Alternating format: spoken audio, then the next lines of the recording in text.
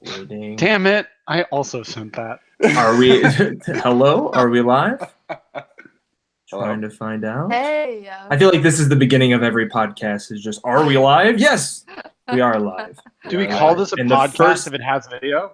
Yes, it's It's a we are video, live. okay. I don't know. It All says right, live in the corner. Stop hijacking my podcast. Everyone, listen up. Welcome to the Survivor Michigan Victor's Valiant pre-merge podcast. Today we are recapping the first half of the season, not just the last episode. So if you forgot all about the former episodes, sorry, that's what we're here for. Anders already came on the podcast and said he forgot everything. So That's not what I said. I said, and if you disagree, congrats. That like I can't remember the first four people voted out like their names except for Jonathan, but the rest are like who? Fake fan. No, Anyways. I just like characters, and they were like the reason they were voted out was I didn't talk to anyone. Don't Cool, you dare bye. talk about Sarah that way. Yeah, Who's don't be Sarah? coming for Which side Sarah. was she on? Whoa, Oh my all right. Let's God. rein it in. Guys. Anyways. Okay, we got to bring it back to a central theme, which is Survivor Michigan. Survivor Michigan is what we were talking about today, and I want to do a couple things in order to kind of get the ball rolling here. Okay, so first, before I get into my little spiel, why don't you guys introduce yourself? We can start with Sarah. All right, hey guys, I'm Sarah Z. Most of you probably don't know me yet, but I am a contestant on season 2 of Survivor Michigan. Whoa, Which spoilers. hasn't come out yet. There but were it should come out two? in the near future. Yeah. And I'm also a host of the Keep Your Torch Lit podcast, along with Jack Tiggleman and Sam Morris, who are also season 2 contestants. But yeah, I graduated from Michigan last year from the business school, and now I'm working in Chicago. Wow, Chicago. What a Yeah, it's pretty beautiful. wild. Bitch, All right. I am from Chicago. All right, fine, Anders, you're next. No, it's a reference, whatever. No, I know. Do you know the reference? Anyways, this was a mistake. Hi, I'm a mistake. My name is Anders, and I am the current host of Survivor Maryland. Have you heard of us before? We're pretty cool. We're the other UM school that does Survivor.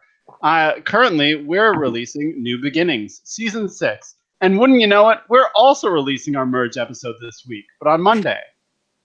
So if you like Michigan, check out Maryland. They're Aren't both great. Well, Monday's supposed to be the worst day of the week. Fridays are great. Oh, Ooh.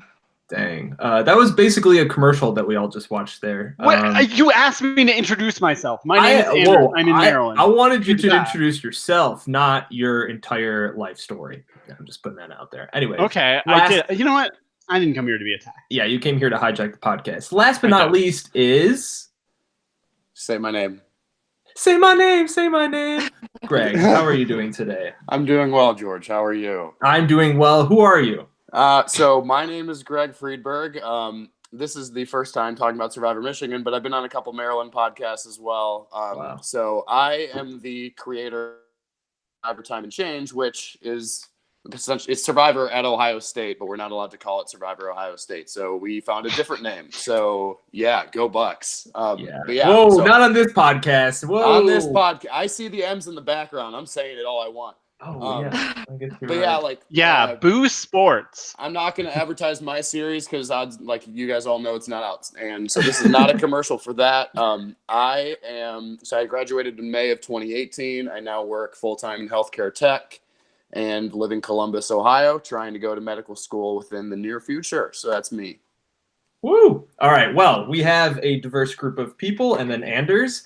So we're gonna get rolling here. I have a couple things that we can do in order to kind of recap the season and get like our mind turning back to the beginning of like say episode 1 and the premiere. So right now I've pulled up, besides just like some regular notes, I have the post watch polls that I release for each specific episode. And if we want to, we can go around and see which person each episode was really favored. Ooh, Cooper was. Ooh, people liked Cooper in this episode. What? Whoa, like Lavana was a star in every episode she was in. So yeah, so that's what we can do. I also have some talking points for each episode that we can just like bounce off of, and then at the end of each episode, we can just do quick memoriam for each person, like very quickly, unless you're Anders who doesn't remember them. So I will say something, even if I don't remember them. Okay, I may well, or may not be texting answers to Anders during this. Like, hey, say this. Like, I got you. think that Ohio State has the best football program. That was me, fully. that was. Hey, Oh he my said that God. without me prompting him. Just I So. definitely did. Oh my God. Okay. Anyways, All right. sorry. It's your Sorry. show, Missing- George. It's Is it your my show? I really don't know at this Say point. it's your show, George, 5 times Hey, fast. hey, we're Okay. outnumbered, Anders. There's 2 Michiganders here. Let them talk. That's equal. That's 2 and 2. Well, it's 2-1-1. Okay. Do you not know Anyway. anything about vote splits? All right. Go on. Go Ooh, on. vote splits. Nice segue. All right. Let's lead into the premiere here. So the first episode is titled Maze Off. I believe Sarah Gallagher, the actual boot of this episode, is the one who named it. I always like naming the episodes almost more than editing it. It's just like I go through and spend like an hour just like, what was the funniest line or the best line, and just put that in. But yeah, Maze Off. What are your guys' initial thoughts? We have the introduction of the Cooper and Leia relationship across tribes. We have the Alex's relationship on Neela. And then we also kind of have a little bit of Lavana and Shay. They kind of just know each other, but not really are friends.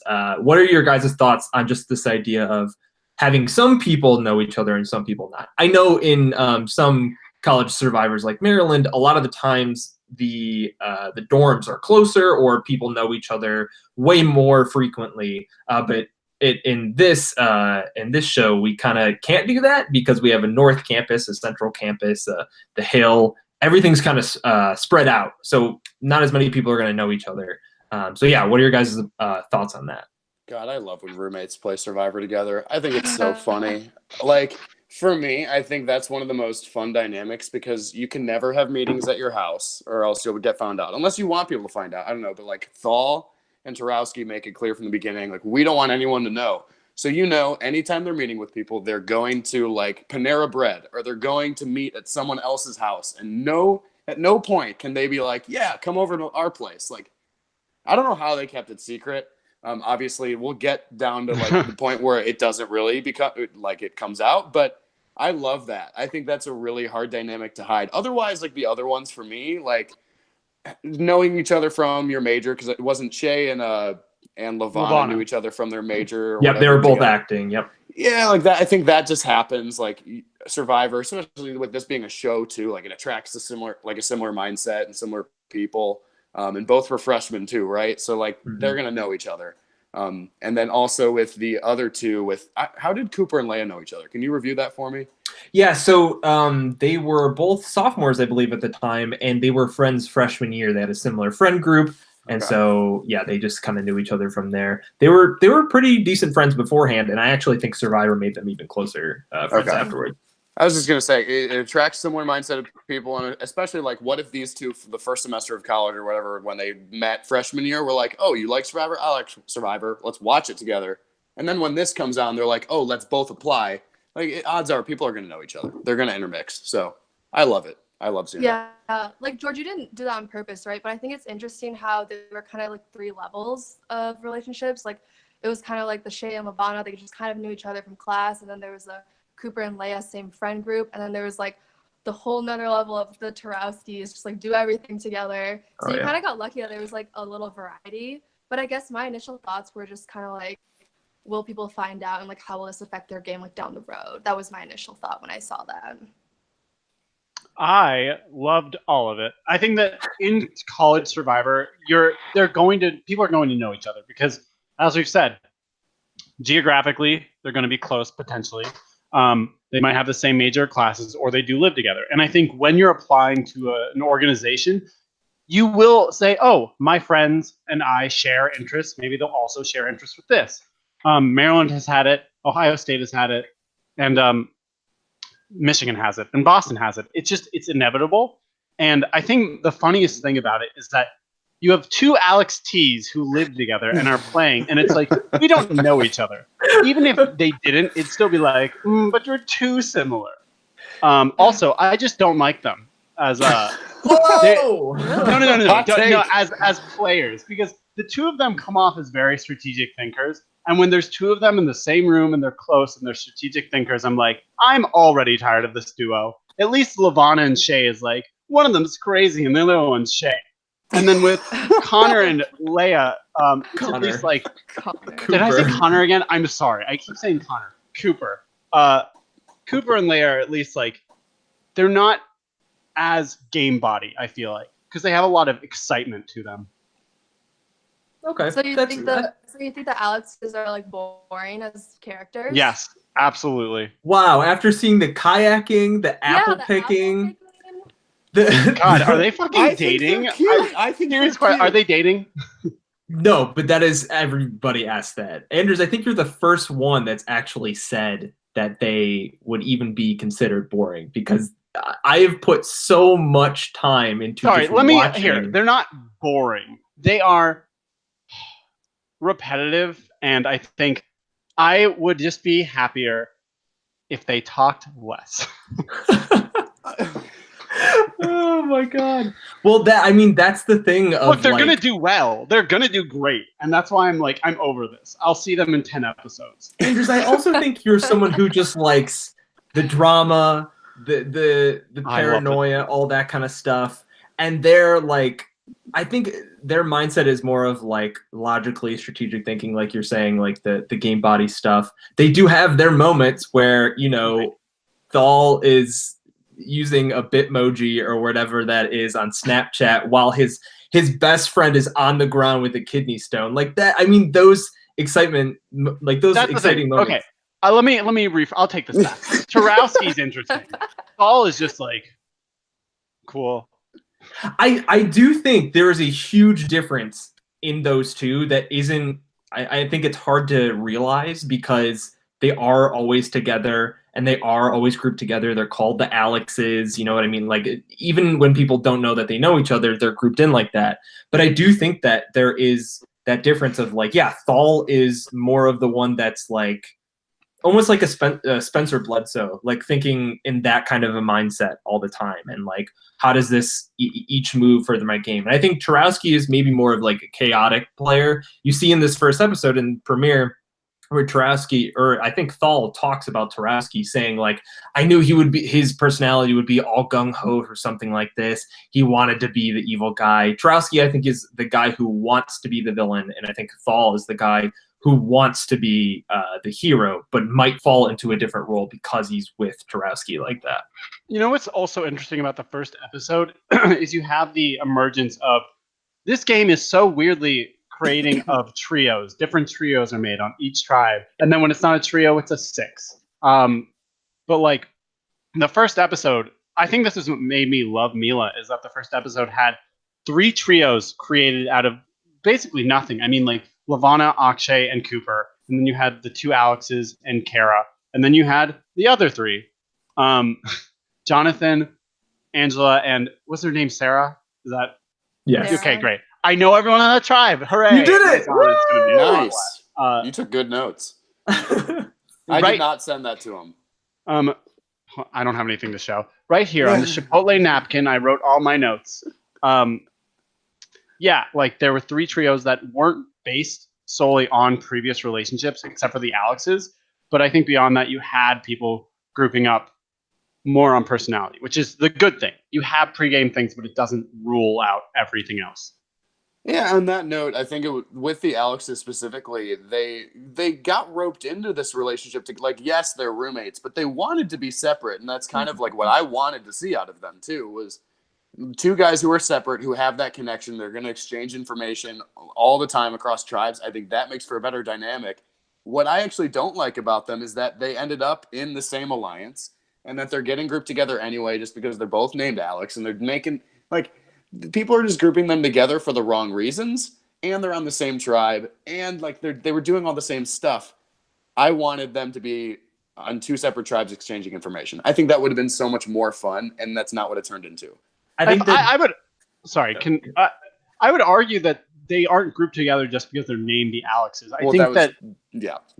I think they're grouped up because they are very close and they can't separate like at all. The fact is that their strategy has to rely on each other. They're going to see each other enough where they're going to talk and they feel safe around each other. Even if they don't want to, they're going to just stick together. And I think that's what is a problem with having this pregame, especially something so close, is that how do you really separate yourself from them without coming across as shady or, straight up just going against them because of this already existing relationship? Like, you either work with it because you trust them or you just go the complete opposite end. There really isn't an in-between. And I think that's just something they have to realize. Even when they're split, they're still working together. They're still training the fucking idol. Like, Yeah. the Alexes aren't grouped together because their names are Alex. They're grouped together because they chose that and they continue to do so. Yeah, I think at first they tried to like kind of be separate, but then they just naturally were in the same groups, and so they just kind of like accepted it. But I guess it got a little more interesting later on, like when they got swapped to different tribes. So I feel like if they had started off on different tribes, it might have been more interesting to see like what they would have shared with each other. Yeah, that's the thing, is once they actually get onto a different tribe, they still, it seems like there isn't much information that needs to be shared necessarily. So that's kind of the hard part. But yeah, I think Anders, exactly what you said. They live together. They kind of share the experience together. And so naturally they kind of just fell into it. They say it multiple times in the first couple episodes. We wanted to separate. We just couldn't do it. We just so naturally fell into it. And so, yeah. And that's the thing. And this might be why I'm like, ugh, with them, because they're comfortable. Not because they're not working hard, but like because they know they can trust one other person and they're both in good positions. You can see it when like Akshay is freaking out, or when anyone on the bottom, Jonathan, like when you're on the bottom and you're afraid you might go, you're a lot more of an interesting character. You are a lot more dynamic. You have a lot more emotions. Whereas those two are usually in a very powerful position. And if they're not, they're usually not the target. So they just don't have a lot of like, oh no, I need to do this, or this is my plan. They're just like, yeah, I talked to this person and I don't know what they were trying to say, but blah, blah, blah, blah, blah. Can you do that one more time for me? Yeah, can you do that? Thank you. It's because they're comfortable with each other and they can trust someone fully in this game. That makes them less interesting because they don't feel at risk. I think one thing George, go ahead. No, you're good. You can keep going. I was going to say one thing you said was you think Cathal is the one who comes across as like the hero, and then Tarowski is more of the villain. And the fact that they are roped in together, I think, is exactly what Anders was saying. With they are less interesting characters because they're together. We're not seeing the villain and the hero because I don't think they've been put in a position where they need to be that. Like they are just a pair and they're working together. And eventually, I'd like to see one of them have a different agenda than the other, because that's when the hero versus villain actually comes in. 100%. We just haven't seen it yet. Yeah, and I think so. Obviously, if we jump forward to where we are now, and we're coming on this merge now, there is a lot of difference in potentially how that gameplay is going to go forward, because there's going to be more moving pieces, and they're all together now. So going forward, you may see something like that occur. Obviously, no spoilers, but even this next episode alone, we get it. Thal's gonna win. Sarah wins, and you forgot her name. She comes back. I remembered Sarah's name. Is Sarah? Yeah, No, Spoil season 2? Did you tell us who won? What have I done? Oh no. Speaking of Sarah, I think I was actually surprised in the first episode that Sarah went home. I really thought it was going to be Angela, just because, and she kind of did this for. It was Kara. Kara was the one who got votes. Kara. Yeah. Was it Kara? I mean, they both kind of did this, where they just weren't really focused on in the episode, and their relationships were like satellite. Like, you knew of them because of their relationship to another person. Right. Kara's known because she's the third to the Alexes, not because she's a player in her own right. Like, you know Lavana because she's Lavana, but you also know she's close with Akshay and apparently everyone, according to her. But, like, Angela, for the longest time, at the merge, or at the swap. And then Kara, like, her existence was only through others. And so I really thought, okay, she hasn't talked a lot while Sarah has. Kara's going home. And when she stayed, I was like, oh shit, I have to remember who she is now. There's twofold to that. Is one, sadly, yes, some characters are always going to be like that on the regular show or not. You even had someone go out recently on your show that was similar to that. But yeah, worse, but yes. yes, sure.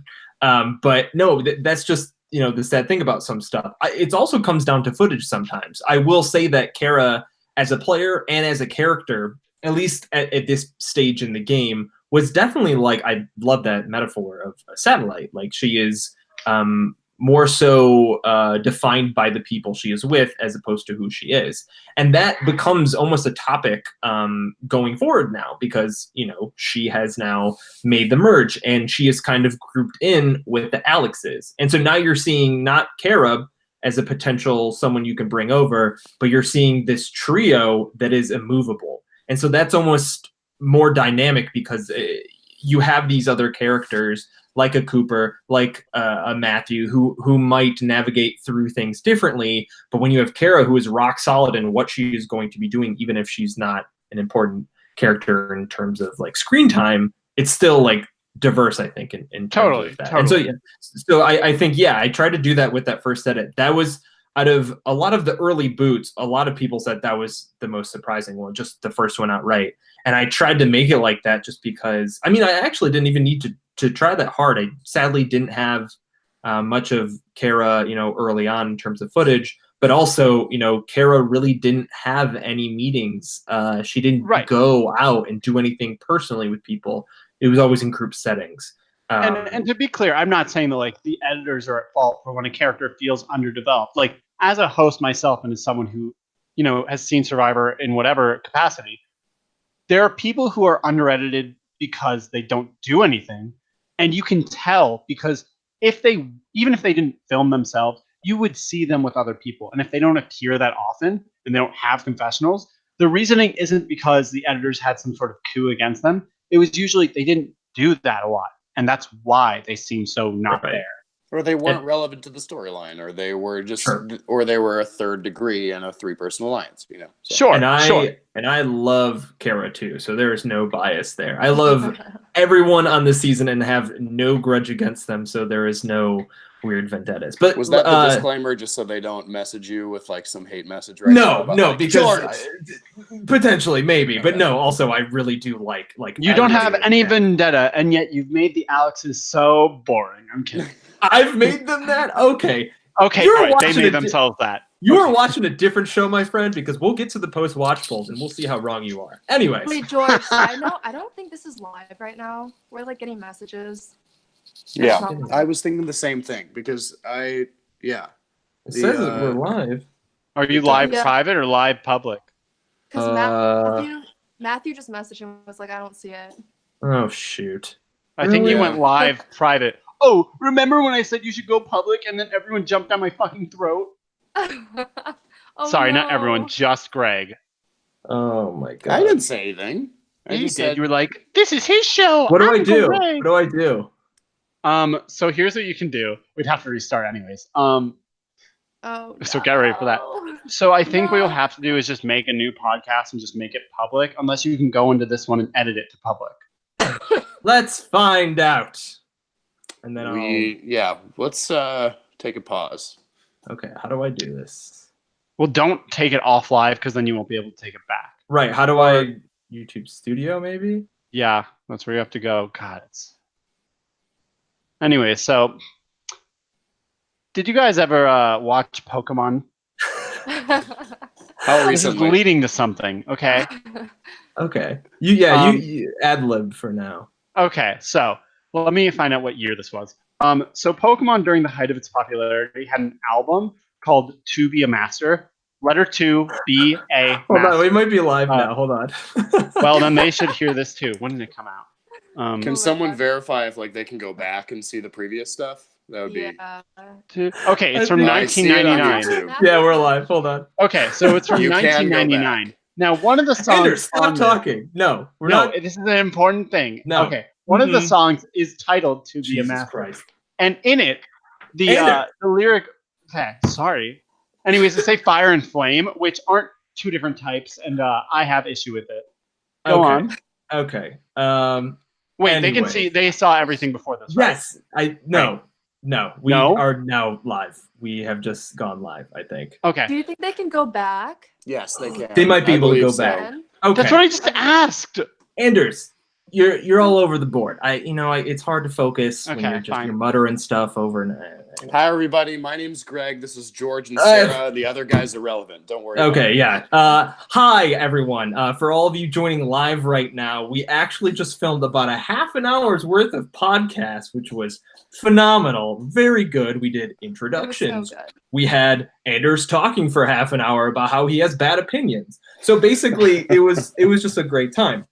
But sadly, I didn't make it public. So it's private. Well, it was private, and you can go back and later on check out what we talked about. But for now, we're probably just going to move on. I guess we can just really, really quickly recap what we're talking about. Let's recap our recap, shall we? Wow. That's really meta. I like Thanks, that. guys. Thank you. I appreciate it. Hi, I'm Anders, and No, here's the recap. That is not what we're doing. Anders gets no say in this recap. Okay.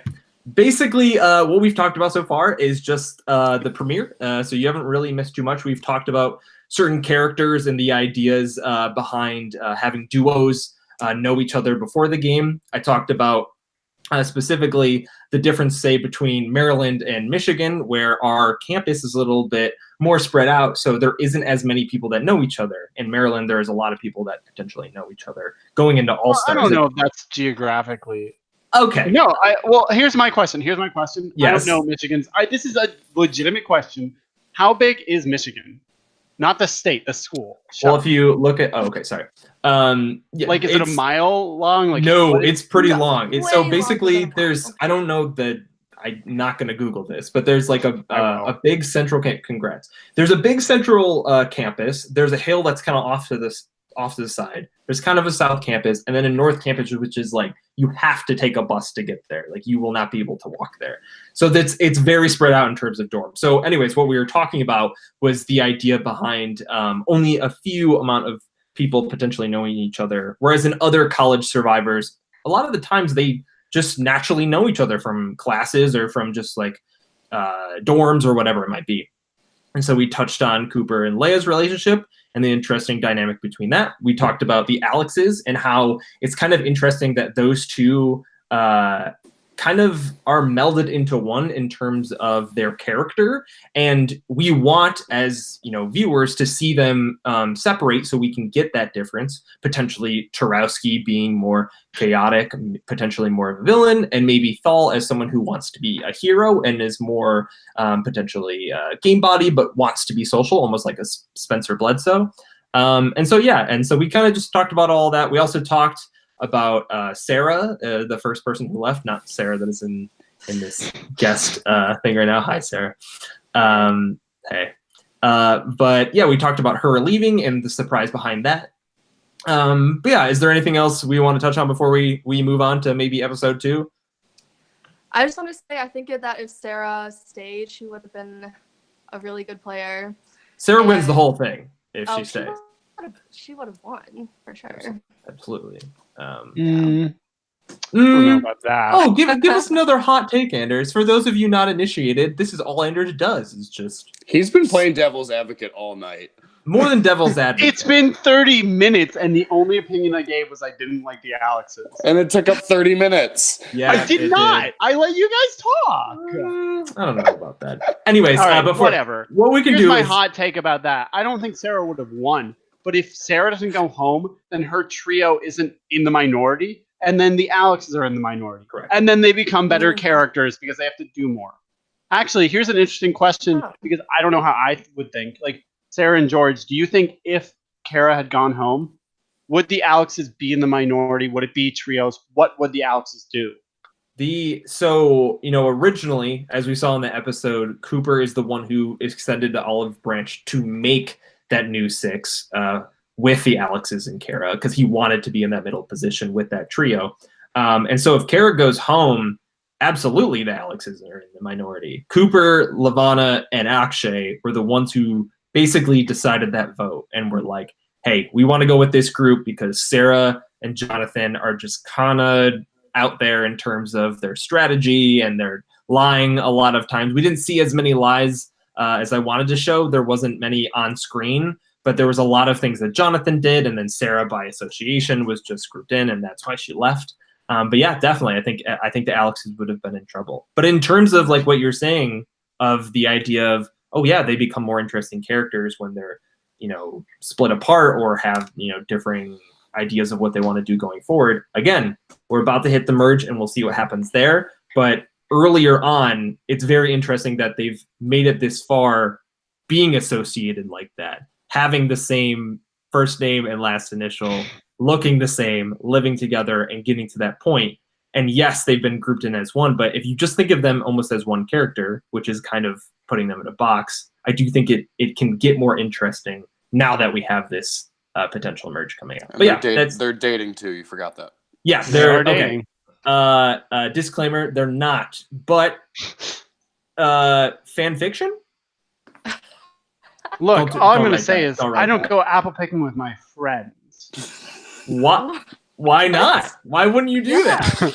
Do you have friends? I mean, why would you not want to do that? Not in LA. But I mean, yeah, I was going to say he goes alone.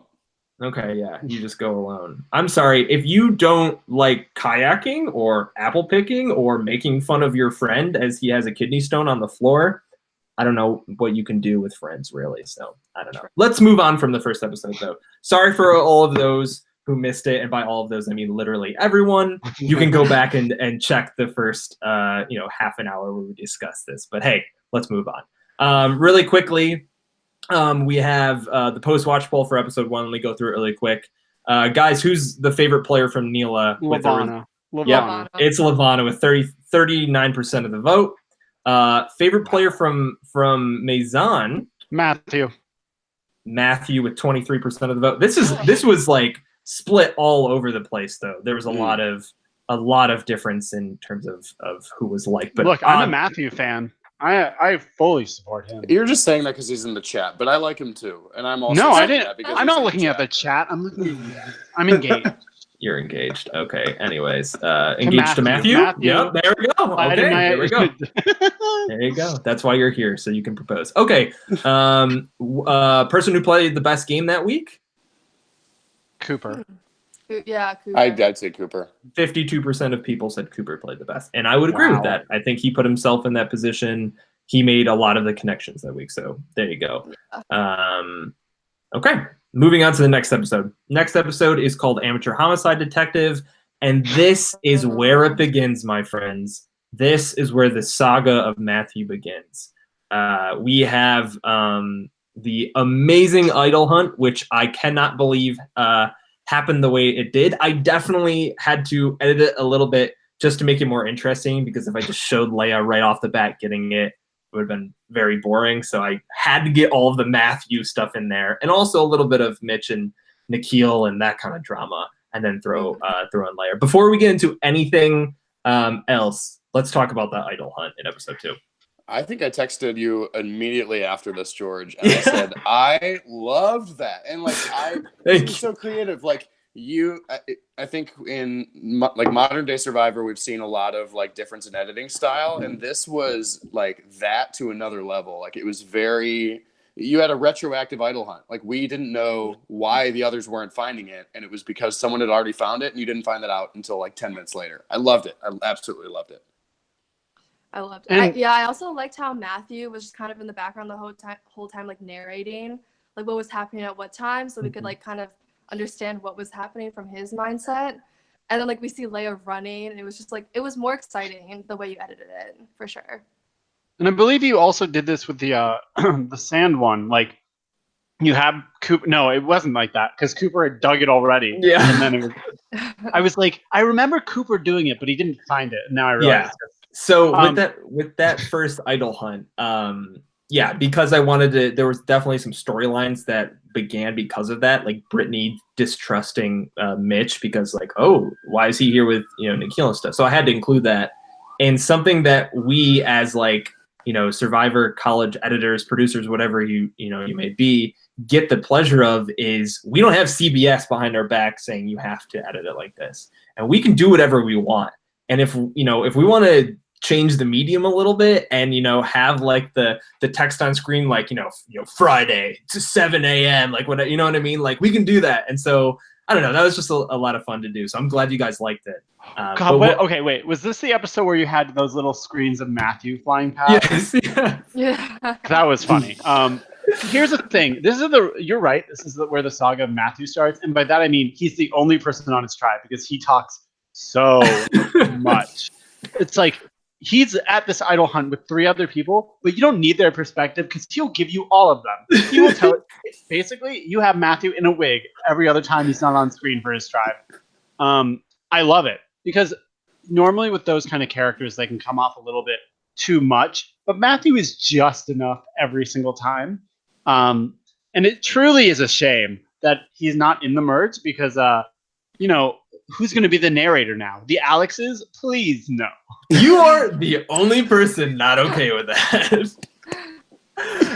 Let's ask someone else about the Maison 6 formation because I assume that if I asked Anders, he would just talk about Matthew. I have opinions beyond Matthew. Okay, well, we'll save you for last then. But what did the other two have to say about the Maison 6? This was kind of formed originally with the idea that Matthew and Cam immediately from like day one were like, okay, we gotta put this together, and it seemed that all these different people were talking, and they kind of just came together. Didn't it start with like the guys trying to manage one girl individually? Like it was Matt with Brittany, Cam with Leia, I think, and then Liz and Mitch. And I feel like within that, like over time, there's like the girls started to meet, and there started to like be bonds within the 6 that were more strong. Like I feel like it started with the guy-girl pair, and then it became like more complex over time. Absolutely. Yeah, I think they're so dysfunctional, and they talk about it a lot. Is how dysfunctional the 6 is, and I'm getting ahead of myself with like talking about the text that Mitch sends out where he's like, I like Nikhil, let's keep him in, and then like everyone else finds out about it, and then what do? They end up getting rid of Nikhil, and then the whole thing with they're trying to draw in Jess, and they're like, oh nope, like never mind, stick to the 6, get rid of like that 6 can't make up their minds. They're like they want to break up, they want to just get away from each other, but they can't. They just can't do it, and I think that's so entertaining. I love that. That was perfectly summed up, I think, by Brittany's breakout, I think, confessional in episode 3 or something like that, where she's just like, Mitch sucks. We're the worst 6 in the world. This is so stupid. In Survivor history, no one's been as bad as us. And yet every vote they stuck together, which was just like wild to me. And they have every reason to break up. Every reason. I think there's a delicious irony later on where they talk. It's at the swap where I forget who says it, but they're like, Mila is such a split tribe. Like, they're so divided. And that's so true. Mila was never unified. It always felt like it was these weird alliances that were all being controlled by Cooper and always on the verge of mutiny. But when you look at Maison, despite having a core 6, when you get to the swap, they crumble. Not because they're not close, but because individually, like, they are too individual in a certain sense. Like, they are together because they have to be. Like, Greg is totally right. They want to break up, but they don't have the balls to do it. They just let it die real slow. Yeah. I think pre-swap, Liz was saying that it was, like, too risky to make any moves because they had a swap impending and they didn't want to, like, ruffle any feathers before that. But I think they were all kind of thinking ahead and, like, thinking of moves in the future that they would, like, want to make. Like, I know Brittany didn't like Mitch, and I think Liz talked about voting Matt out, but like they didn't want to do it until later on. Also, like half of them didn't trust Liz. Yeah, a lot of the distrust in Liz starts, I believe, in like episode 4 or something like that. It takes a while. But here's another thing that makes it ironic is despite Mila being like not as unified, even when they have the majorities, whatever, they were completely unified when it came to the swap. Like they all put their tribe ahead of their individual wants, while the tribe that had a tight 6th in the beginning couldn't do that. I also think a really good confessional about that post-swap, and we can get to that when we get to that episode. We will. But Matthew does bring up the fact that like the very, very big difference between Maison and Neela is Maison will say they are sticking together and stick together even if it hurts them. But Neela will pretend like they're not sticking together and yet stick together. And that kind of gave them the edge. When they can maneuver around people because of their lies, it's a completely different game. And I love that dichotomy between the two tribes, because somehow, some way, when I divided the cast on either tribe, I somehow put a lot of similar, like gameplay styles on one side and a lot of same gameplays on the other side. And that clash of styles at the swap is just so exciting. But we can get to that. Let's wrap up really quick. Episode 2. Jonathan goes. Rip Jonathan. Final thoughts on Jonathan? Oh, he's great. I loved him. He brought so much energy to a tribe that didn't really have, like, in those moments, in those group moments, anything going for them. Like, Lavana was really quiet. Cooper was really quiet. Everyone was kind of quiet, but Jonathan's like, I'm crazy. Everyone sucks. Yeah, me. It was weird. It was like he turned on the gas in episode 2 and just found the hatred of Kara inside of him to just. I loved that. I loved him hating Kara because I was like, why? I also don't like Kara, but maybe that's just because I'm like, I want more drama. Like, if Kara went home and Jonathan stayed, I would have been like, this is a great show. Terrible move. Yeah, it was out of the blue for me too. I filmed that confessional with him and Angela sitting outside right after the challenge, and he's just going off about. He's just like, oh, you're a coxswain, whatever that is. I don't care. Like, he's just like freaking out, and it's like midnight, and people are walking by, and he does not care. And Angela's sitting there, and she's going along with it, but she's also like, yeah, for sure. Like, you need to go first, though. Like, I am not being brought down with that shit. But yeah. Oh yeah, rip to Jonathan. Mhm. Let's move on. Really quick, the post-watch poll for episode 2. We have a lot of responses for this one. Who is the favorite player on Neela? Neela. I'm so bad with these divisions, knowing which one's which. This is the one that went to tribal with Jonathan. I feel like Lavana again. No, wait. I'm changing it to Cooper. Cooper Yeah. with 21% of the vote, yes. And Lavana and Tarasky are right behind with 15%. And then for Maison, Leia, Matthew. It's got to be Leia. Yeah, Leia, Matthew, and Liz are up there. Leia, the amazing, idol snag. Matthew, because he just exists. And then Liz, I think, and we'll get into later, she has a personality I think is just conducive to just like, she's an RA. She's the motherly type maybe. Player playing the best game this week, 53%. Say Leia. I mean, she got the idol. It happens. Mhm. Okay. Totally. Next episode is Casualty of the Job. It is the first Maison Tribal Council, and it is also the scavenger hunt. And I want to ask you guys about this. What were your thoughts on the scavenger hunt challenge?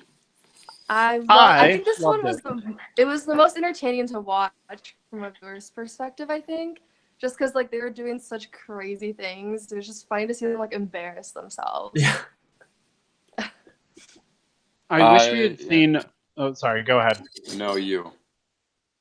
Fine. Okay. I really liked it, and I thought it was really fun.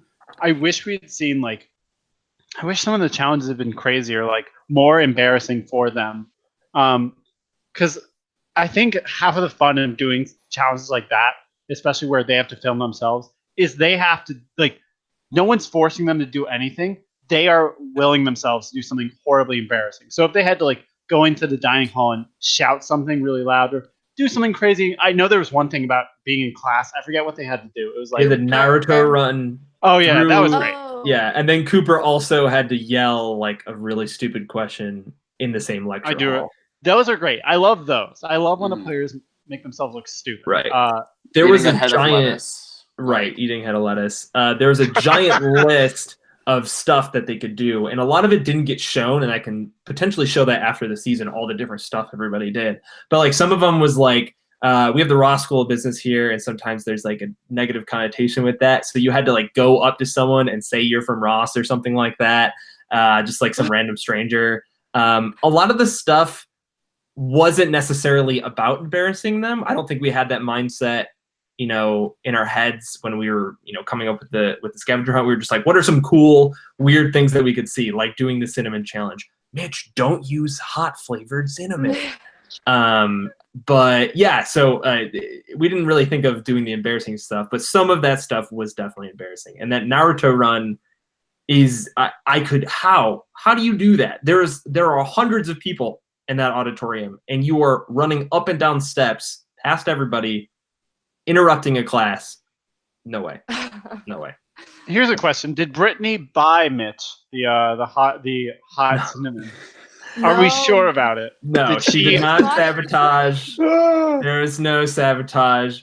Mitch just mistakenly did it, and then his roommates are right there too when he's doing it. So he's freaking out, and they're like, "What's wrong? What's wrong?" And he looks at the actual bottle itself. And he's like, "Oh God, what have I done?" And I didn't even know hot cinnamon was a thing. Yeah, Neither. what is that? Isn't cinnamon already hot? It's when you put a lot of it, maybe, but no, it was spicy.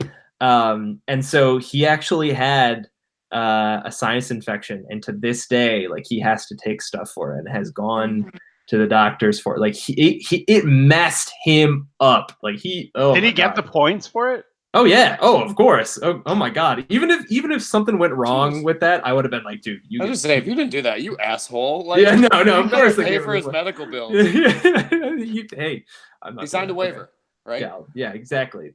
A waiver. I thought it was a good challenge. Cool. And I'm glad that Maison went to tribal. I think the fact that Neela went to the first two, it's I want to get to know more about Maison beyond Matthew, even if he is great. There's 8 other people. Some of them are irrelevant, and that's why they're gone. Yeah, exactly. I do think this is, no whatever. No shade to the early boots, especially especially Shay. Got him. Some of them had insane potential. But I do think that we got lucky with some of the early boots. I think all of the ones on Maison, sadly, weren't as into the game as everybody else. I think Jess, as you saw, wasn't, shouldn't have either much time, or she didn't really know too much about the show. Nikhil didn't seem like he put his first foot through the door early enough. And Shay was kind of she was very eager, but I don't think she made enough connections, and she never even met up with anybody. So. See, that's the thing. So going along with why did Maison 6 stick together? They didn't have other options, even in their own tribe. What, they were going to trust Shay, Nikhil, or Jess? It's you saw them try, and the 3 were just okay, whatever you say. Right, but in some cases, that might even be a good ally. Getting when Jess. You're comparing it to sorry, not to interrupt you, but Mitch in episode 7's I'm glad my tribe was there to tell me I had good allies, because they told me my plan was stupid and we didn't do it. Nikhil, Shay, or Jess would have been sounds like a good plan. They would have fucking self-voted probably. Right, sometimes you want to play with the people that know what they're doing potentially. But I do think we do see the other side of that coin, where Liz and a little bit of Mitch as well want to use Jess just because no one else is connected to them. It doesn't really work out in the end, but yeah, for what it's worth, they at least tried. But yeah, so that's that episode. Nothing too crazy with tribal. It was just a matter of which of those outside of the Maison 6 are going to be going. And going into this, a little insider stuff on this, going into editing this season, I was a little nervous for these first 3 Maison tribals, because they were all just everyone votes for one person. But I do think in the end, I think there was some interesting stuff that happened that I think it was okay. We did have a scavenger hunt. Mitch did send that text, which we'll get to. But yeah, I hope that it still came across as at least enjoyable, even if it was maybe a little predictable. So I was looking at the notes I have, and I see oh, Jess went 5-2-1. What are you talking about? That's not unanimous. I'm oh yeah, it was that they both got a vote from the summit. Right, which is wild. Yeah. Which is wild to think about, that they got that and still nothing happened. But before we get to the summit, we will stop by real quick on episode 4, Denied Till We Die. This is the episode where the true bromance of the Alexes is showcased, with their apple picking, with all of that. Anders is in another room sleeping while this episode is airing. But everyone else called me and asked if these 2 were dating, and they should have. Because my God, hey, do you see that tension? Oh my God. But yeah, so this was a lot of screen time for them, and I think also one of my favorite scenes in the whole show is just them idol hunting with Kara, even though it's in Tarowski's pocket, and Tarowski has the camera and he's zooming in on Kara. He's like, "That's not a corner. keep digging.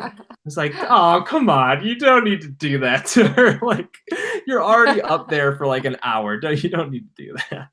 I thought this episode was great. I loved Cooper. Just so close.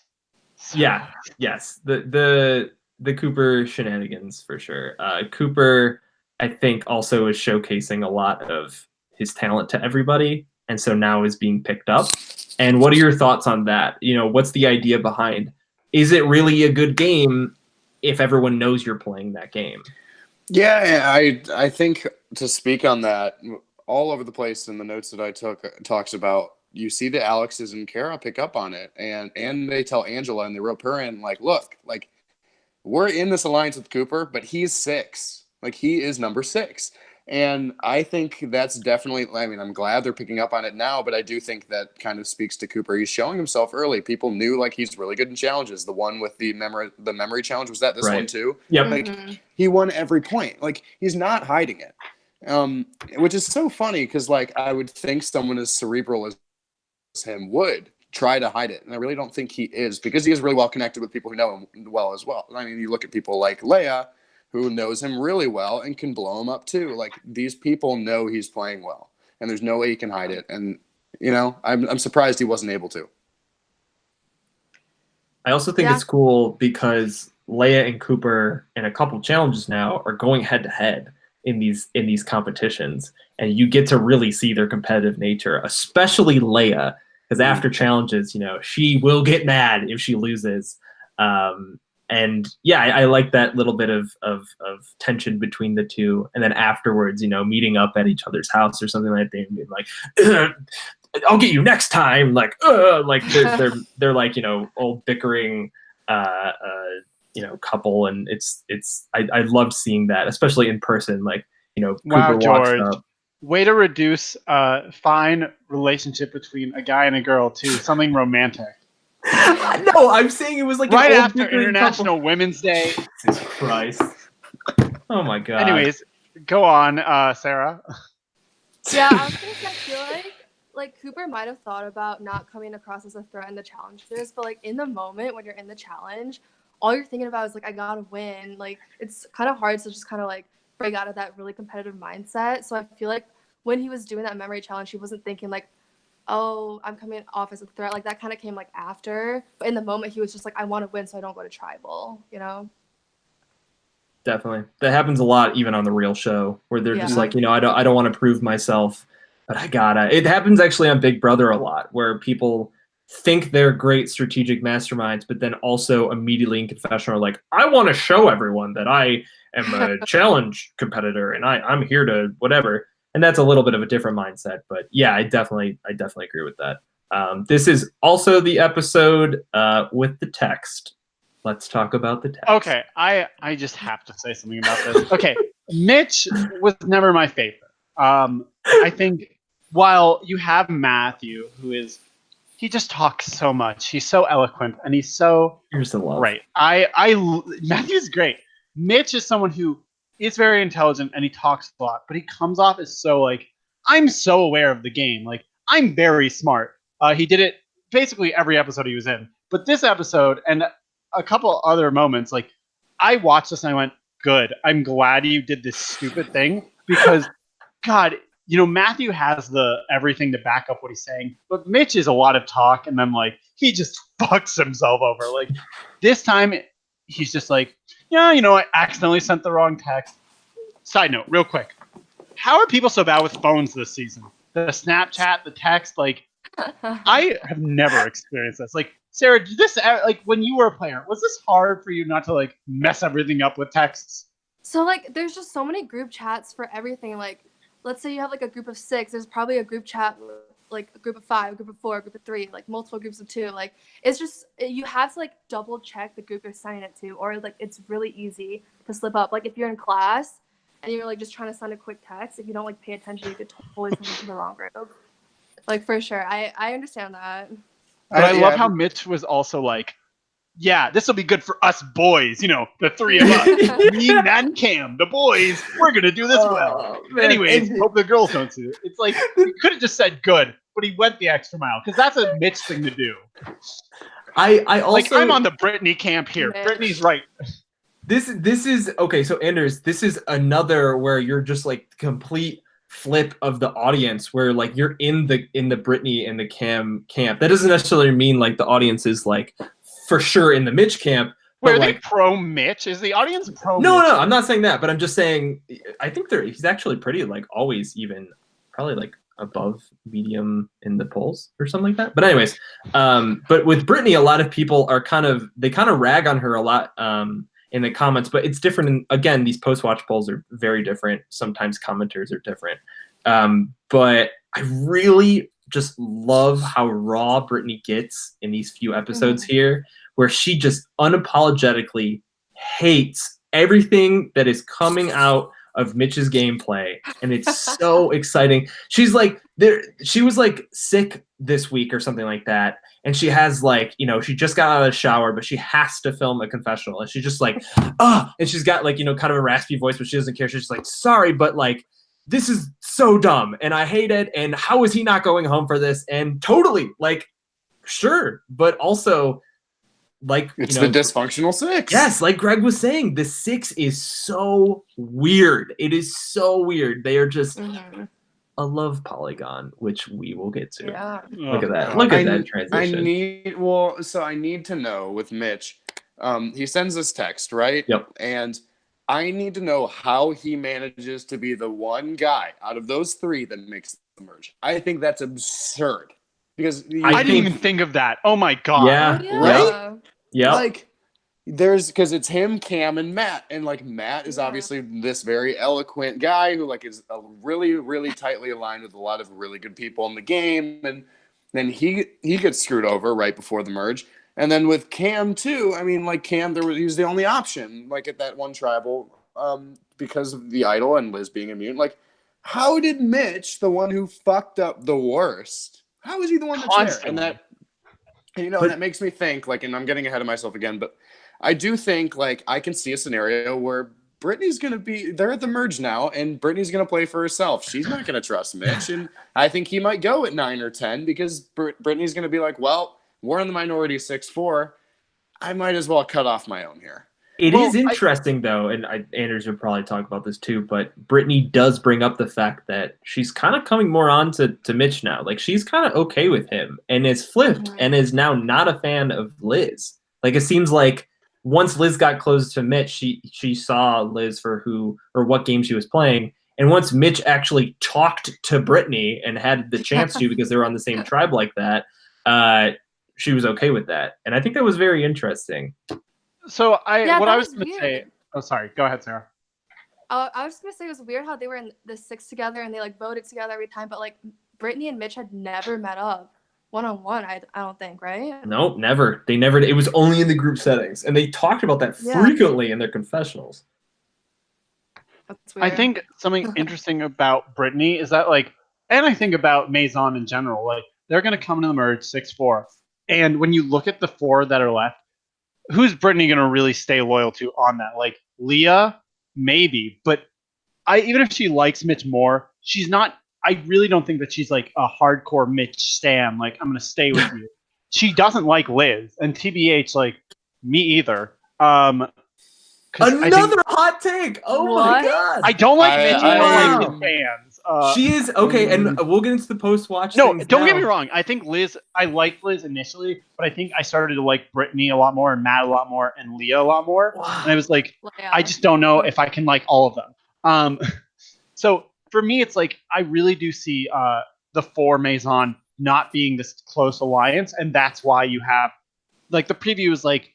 I don't remember the exact wording, but it's like they're not going to stick together, and that's why I think so. Like, it would be easy if it was 2 strong alliances, right? But with Maison just crumbling, I really don't see it as 6 versus 4. Maybe this first vote, but I really do see it like Mitch is in trouble because he's just like he is just a little rat, little snake, little hiss. He goes through the cracks for sure, and that's really interesting. That just by a lot of circumstance, maybe some luck, and then like maybe one connection with Thal, he's gotten to where he is. But he's here. You know what I mean? And Luke, sorry, I just have to say this. Luke just said you hate everyone. I don't. I like certain people and I hate others. You are the opposite of everything that is an actual opinion on this show. It's very interesting.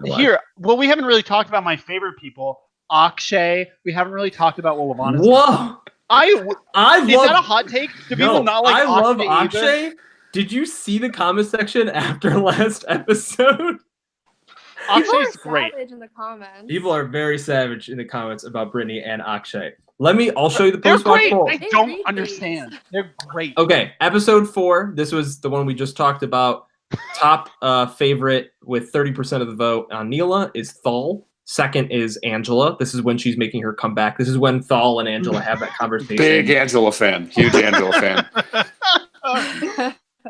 Wait, I'm sorry. I laughed at Angela's making her comeback, and I'm thinking, was she in this episode? This is the episode where she had 2 confessionals. Big comeback. No, what I'm saying is they are on to Cooper's game now. And so now people are like, oh, Angela is, she was the underdog because she was the last one of that alliance on Neela. And so that's I had why. A question that we never got to because I have my brain.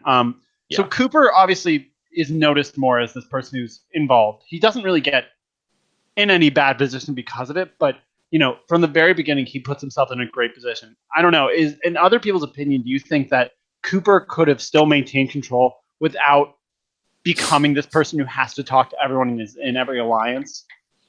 Like, do you think he had to take such an active role so early on? How would he have done it otherwise? Well, through other people. I mean, I guess what I'm thinking is like in the beginning, you have 3 trios, but he went out of his way to like tell both sides how important they were to him, and then like continually keep up those relationships with everyone in a way that wasn't like in a very transparent way. I think that's a lot of Cooper's personality. I think that's just like who he is. He's talked about this before. Even the stuff that didn't make air is just him talking about like, I always in every situation want to have options. I want to be in the middle. If I'm visible because of it, so be it. But I want to be the one in the driver's seat. And just like his relationship with Leia, they are very competitive people, and a very competitive person is gonna want that kind of a driver's seat, I think. I also think, he kind of has to rely on like talking to everyone because he doesn't have an idol he missed the idol by like a couple inches in the sand, right? Like had he had that, maybe he feels the need to talk to less people. Maybe he doesn't feel like he needs to be connected everywhere to like ensure his own stability. And like, I think that a default consequence of that, what was that? You just like bugged out for a sec. You're back. I was just saying like a default consequence of that has to be that he is making himself a target just because everyone knows he's meeting with everyone. And he wouldn't have to do that if he had power elsewhere with like an idol, for example. Right. Totally agree with that. Just another rub it in the wounds of Anders. Favorite from Maison with 33% of the vote for this episode is Liz. So just putting that out there. I don't hate Liz. It's more of I don't like Mitch, and then by association. And it's like a Brittany thing. Like I love Brittany. If she hates someone, they're canceled. It makes me really happy. I'm glad you really like Brittany because not enough people are. I love Brittany. Awesome. Love her. She has strong opinions. Look, I know Brittany personally. She's the best. Oh, Sarah's gone. Look, I just want to say I know Brittany personally. She's a very sweet girl, super smart. Love her. She's amazing. She is great. Agreed. And then who played the best game this week? Tied with 37 or 36.8%. Both are Thal and Liz. Liz for her social relationships, and then Thal for the Angela meeting, I believe. All right, let's move on. Actually, just going off of that, like with Thal, I do think between the Alexes, Thal definitely has a better chance of winning because in the same way that I don't find him like the most interesting to listen to, I think that he is the person who, even if he's against you or he's not on your side, you don't have like a negative opinion of him. Whereas the other Alex, I feel like he will. He has shown those villainous moments, and I think he is a little bit more of a stubborn and like aggressive person. I agree with the aggressive nature for sure. Okay, so this next episode is called Love Triangle. Isn't it triangle or? Oh, love polygon. She originally says triangle, and then she changes it to polygon. My bad. Who's the real George. Michigan host here? This is the summit episode. This is one of my favorite like Michigan-oriented things that we did. Let's talk about before we do everything. Let's talk about the summit itself. The summit. I'm It was mad. all guys, right? It was all guys. It was a sausage fest. Yes. Boo! Yeah. Boo, men. I mean, look at the 4 guys they chose. Who was it They again? chose- Okay, so it was Matthew was there. You should. I be know. happy. I was about to say Cooper, it. Matthew, Mitch, and Tarowski, right? Correct. Yeah, Those drown four. me in a Okay. fucking river. Jesus. This Can the summit be one of you stays alive and it's Matt? Goodbye, other 3. I did not expect this coming into this podcast that there would be such an anti everyone but Matthew Levant. That's not it. It's Oh an. my- I like Cooper. Cooper's fine, but I mean, like, I need Mitch. more opinions on the other side of the aisle. Anyways, so the summit, yes. So we have this idea for the summit that there's gonna be 2 people from each tribe, and this dilemma of basically either you swap, become immune, and both tribes go to tribal council, or you forfeit and get a vote cast against you. But you don't swap. So it's like this dilemma of short-term versus long-term safety. Do you want the short-term safety of becoming immune but swapped so bad long-term safety? Or do you want to have bad short-term with the votes cast against you and literally going back to your tribe to tell them that you forfeited a challenge, but you're still on the same tribe? So what do you guys think about that? I think it played out really well here. George, I'm going to be frank. I hate twists like this. I always have. And For sure. Like, here's the thing. And there are only 2 people there that get to have the say. And if you are in Survivor, like you are given the opportunity week to week to prepare yourself to not be eliminated. And in this scenario, and it was Jess who ends up going home, right? Like, she didn't even have the chance to fight for it. Even if the whole team is in a challenge and they're competing together and everyone throws it except for Jess, what if Jess wins it? Like, how good of a moment is that she fights for herself there? But she didn't have the chance here. Now, granted, she also didn't socially set herself up to be okay Right. if they lose. That's her fault. But I also do think that the way that Survivor is set up is that each week you should have an opportunity physically to save yourself if socially you haven't set yourself up well. I think we see that a lot in modern day Survivor, where like the people who win are always targets, right? But like they have the chance to save themselves, and that gives a lot of suspense. I think it makes for good gameplay, and it keeps big threats in the game, as opposed to people who are like lesser players just going by group mentality and voting out big threats. So I don't like twists like this. I think it worked out as best as it could here. But yeah. Were you guys surprised that they didn't swap? I'll get to it. I'll let Sarah speak before I do. Yeah, I thought going into that for sure they were gonna swap because I just didn't see how either side could go back to their tribe and be like, yeah, we decided to forfeit. Like, I just thought it would put like a really big target on their back and like their tribe would be mad at them. So like I thought for sure it would be a swap going in, and I'm surprised. I was surprised. This happened the same week that I released my twist for my season, which was also like a strategic challenge. But Loved it. thank you. I like the idea of a challenge where like I literally thought going into this, why are they thinking so much? It's the Africa swap where you send 2 people and they go to the other tribe. So it was nice to see it wasn't just Africa. I think to Greg's point, like, yeah, it kind of does screw over people, but also I'm just thinking about it. You're going to swap eventually. And I think by not choosing to swap and have that safety, you're hurting yourself. Like both tribes were so divided at that point still. And I think even if 2 people from the opposite tribe came, it's like the same reason that Maison 6 couldn't break up. Now you have 2 people. They'd have Cooper and they'd have Tarowski, who would come in and they have a lot of game in them. They're really intelligent and they're likable, at least not as unlikable as maybe Mitch is or Liz is to certain people or Brittany is to certain people. Did I say Brittany? Yes. I'm getting all mixed up in my head. But like, I think that swapping wouldn't have been a bad choice for any of them. And I am surprised they didn't swap. All it took was one vote. And I think if you had opened this up to the entire tribe, they all come there and it's like, you guys have the time to talk. Is this going to be a swap or not? And like, it's a random swap at that point, and no one gets immunity. Like, I think it becomes a much more strategic challenge. People are thinking, okay, will I be safe? Will I not? I don't know. That idea it needs to be workshopped. The one I just presented.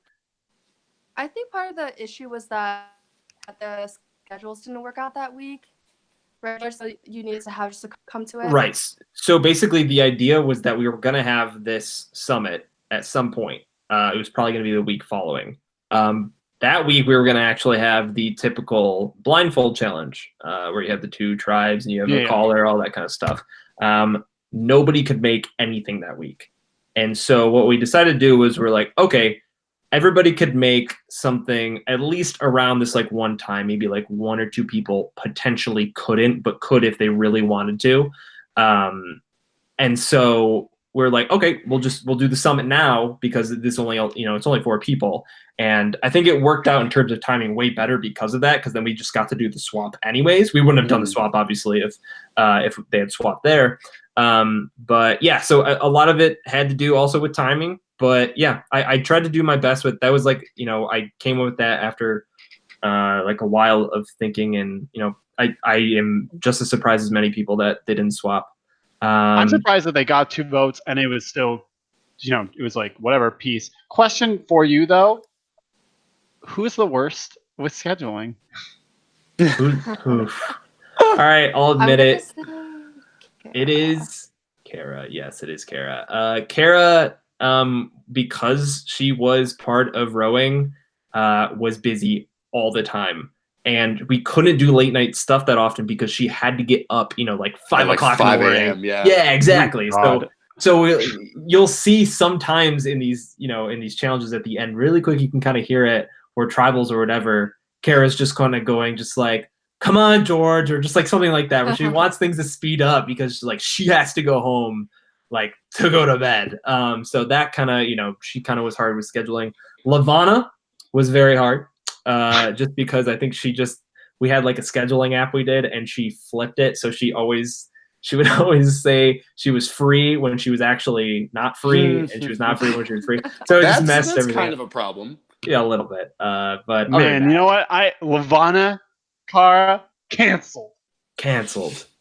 Oh my god. Okay, this is also the episode we get Trousey's kidney stones. RIP. To Trousey's kidney stones. That is I cannot believe that they would film that. Like, they went into the actual hospital. Why was this included? I watched it and went, why? It is 1 a.m. in the morning on like a Saturday. As opposed to 1 p.m. in the morning. Go on. Whatever. And I am just in bed, about to go to bed. All of a sudden I get a notification from Google Drive that there's a new video uploaded. I'm like, who would upload this late? That's so interesting. And I just see a thumbnail of Trousky and Thal in the hospital. What?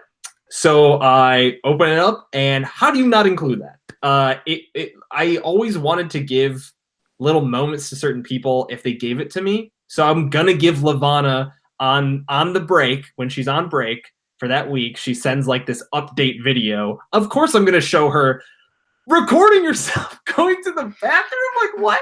How do you not do that?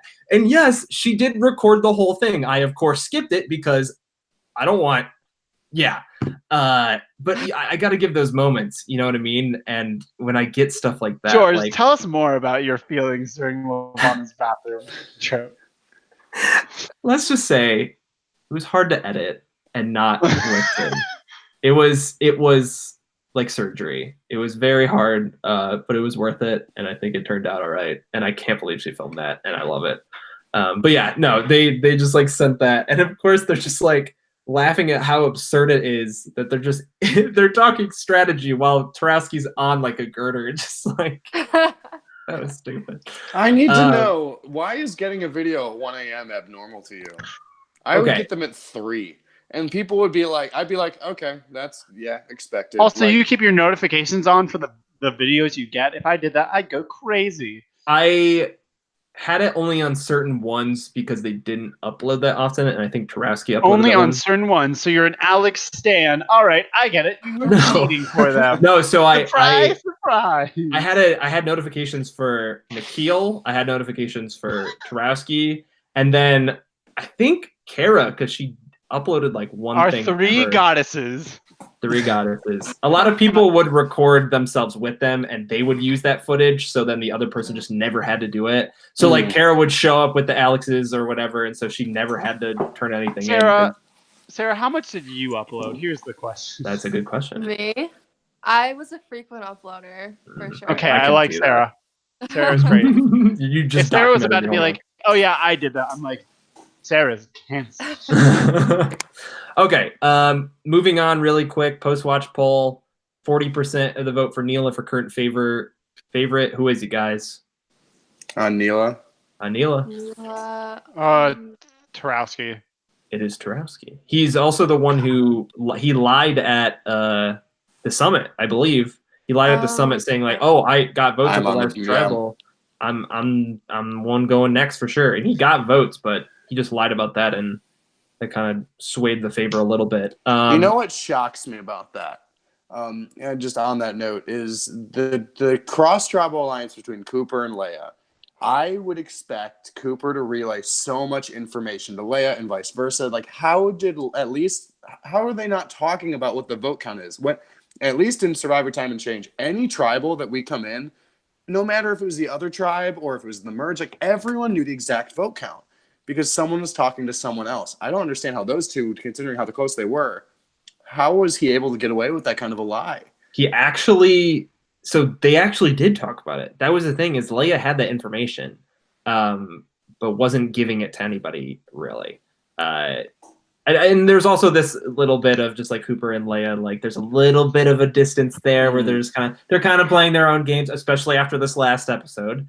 But yeah, they kind of knew. But the whole thing was that, to get their way, they were only going to be able to do that if that information wasn't public. And Cooper didn't make it public, so that's why. That's fair. Yeah. Liz with 38% of the vote for favorite on Maison, and sorry, this time it's Mitch with 24% for second place. Anders. Ooh. Matthew coming up so third. Weird how this is the love one, right? This is the love one. And I know why. It's because Matt is too close to fucking Brittany. I hate those two. They think they're so smart. Unlike Mitch, who is queen of intelligence. No, Matthew is normally always like number 1 or 2 in these polls in every episode. This is the only time he really didn't do that. So that is your one saving grace, your one good opinion is that Matthew is a goddess. And Wow. Also, never talk about Brittany in a negative light again. Can I quote this? You just said my only good opinion is that Matthew's good. So Brittany's trash is what host George Jayne is saying. You heard it here first, folks. He hates Brittany. No, it's absolutely closed. No, I put her Nana in the show. I love Brittany. Okay, I wouldn't do that for anybody, but I did it. Wow, you heard it here first, folks. Okay. George Jayne would do anything for her. Favorites with Brittany. 64% said Tarowski played the best game that week. Next episode is short-term memory loss.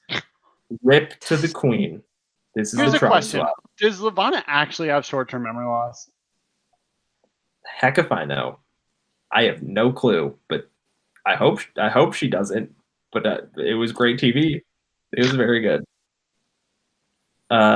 She sent in that video and talked about that for probably 15 more minutes than you saw, by the way. She loved talking about that. She would pause for like 5 minutes, like, but oh right, and continue. I'm like, oh my god, she might actually have it. I'm very worried for her. She's great though. She was like talking about missing assignments and stuff like that. Anyways, tribe swap. We got a tribe swap. Lavana, Liz are captains. The perfect potential people for captains, especially Lavana. Yeah, what was Lavana's reasoning for her tribe? Ask her. No, she well, originally she picked like Akshay first. She picked like Yeah, I think that yeah. made sense. Yeah, she picked. It was pretty obvious. Like she immediately picked Akshay too. She didn't like think about it, and everybody noticed that too.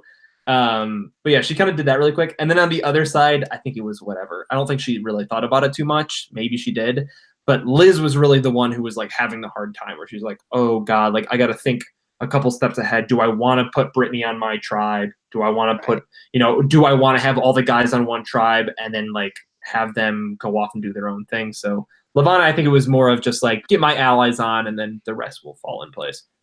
So I want to know what. So I knew that Liz was being obviously a little bit more articulate in her options, just because that's who she is as a player. But she picks Cooper first, right? And so my question again is, if she knows she's going to pick Leia, who is perceived to be one of the closer people to her in the game, right?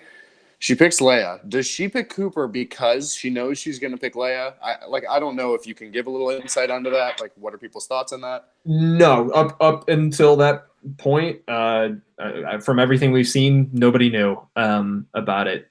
I think she just picked Leia because of the closest. I think she picked Cooper because he was like a challenge beast, and she wanted to win that challenge. She picked Cam as well. You know what I mean? Like she picked like the physical people, the people that were also mental competition beasts.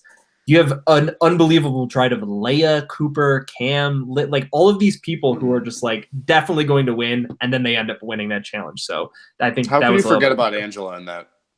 Yeah, that's fucked up. The challenge beast, Angela. I love Angela too. I love all these people. Dang it, you're really calling me out here. You're really calling me out. I thought it was so funny how people were like, "Yeah, Angela's the easy thing," and she's like, "I feel like I'm in between everyone." It's like, man, Angela, your comeback is coming sometime, but it ain't now. All right, okay. I think you're misinterpreting here, because I think the two girls that came to Angela assumed for sure going into that Angela's going to flip, and got kind of mad when she didn't. And I think Angela was just holding her ground there, and I don't think it was a matter of like, I have all the power. She definitely didn't think that. But she didn't say she has all the power, but I think that she did feel very confident in her safety enough, like to the point where she didn't say I'll flip. Like from my perspective, and maybe I'm wrong in this, like Angela seems even though the votes disagree, like if she had stayed on Neela, she was not in a great position. She wasn't Levana or Akshay low, but like she was there because they needed another vote, not because she was, putting herself in a great position. I can see that. I mean, I think there was the social roads she was making, but I also think those social roads were made because they wanted her as a vote. So she is like I said before, same with Kara, satellite player.